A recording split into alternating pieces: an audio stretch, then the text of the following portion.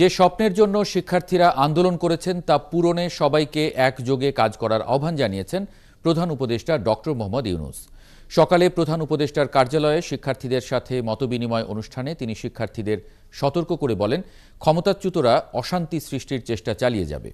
এ সময় শিক্ষার্থীরা বলেন, কেউ যেন তাদের আন্দোলনে ঢুকে অশান্তি সৃষ্টি করতে না পারে এ বিষয়ে সতর্ক থাকতে হবে। আরও জানাচ্ছেন শাহনাজ শারমিন। অন্তর্বর্তীকালীন সরকারের 1 মাস পূর্তি উপলক্ষে সকালে শিক্ষার্থীরা মতবিনিময়ের জন্য যান প্রধান উপদেষ্টার কার্যালয়ে। এ সময় শিক্ষার্থীরা রাষ্ট্রীয় নানা প্রতিষ্ঠানে সংস্কারের ক্ষেত্রে তাদের মতামত তুলে ধরেন।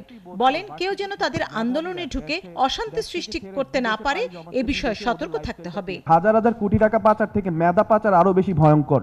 আন্দোলন একটা রাজনীতির অংশ, সেই রাজনীতিটা ক্যাম্পাসের বাইরে থাকবে। ধর্মকে ব্যবহার করে যে রাজনৈতিক ব্যাপার সেটাকে বন্ধ করতে হবে। যে রক্ত ঝরেছে সেটা ঋণ শোধ করার দায় এখন আমাদের কাঁধে। আমরা চাই চিকিৎসা সুরক্ষা আইন নামে একটা আইন প্রণয়ন করা হোক, যেখানে শুধুমাত্র চিকিৎসকরা না, চিকিৎসকদের সাথে সাথে রোগীদেরও একদম সেবা এবং অন্যান্য যে সুরক্ষা আছে সেটা যেন নিশ্চিত করা হয়ে থাকে। স্বৈরাচারের বিরুদ্ধে জুলাইয়ে শিক্ষার্থী জনতার অভ্যুত্থানের কথা স্মরণ করে ডক্টর ইউনূস বলেন, রাষ্ট্র সংস্কারের কাজ শেষ না হওয়া পর্যন্ত চলমান আন্দোলন থেকে বের হওয়া যাবে না। যে স্বপ্নের জন্য যারা প্রাণ দিয়েছে সেই স্বপ্নকে আমরা বাস্তবায়ন করবই।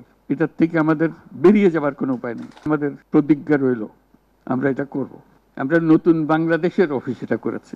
স্বাধীনতার পর থেকে রাষ্ট্র গঠনের এমন সুযোগ আসেনি মন্তব্য করে প্রধান উপদেষ্টা আরো বলেন, এই সুযোগ হাতছাড়া হলে দেশের কোনো ভবিষ্যৎ থাকবে না। তরুণদেরকে দিয়েই নতুন পৃথিবীর সূত্রপাত। এটা শুধু নতুন বাংলাদেশের সূত্রপাত না, এটাই নতুন বাংলাদেশের মাধ্যমে নতুন পৃথিবীর সূত্রপাত করছো তোমরা। এটার থেকে বিচ্যুত হয়ে যেতে না পারি, এটা তোমাদের দায়িত্ব। কারণ যে পথে রওনা করে দিয়েছো সেটার রূপরেখা তোমাদের কাছে পরিষ্কার।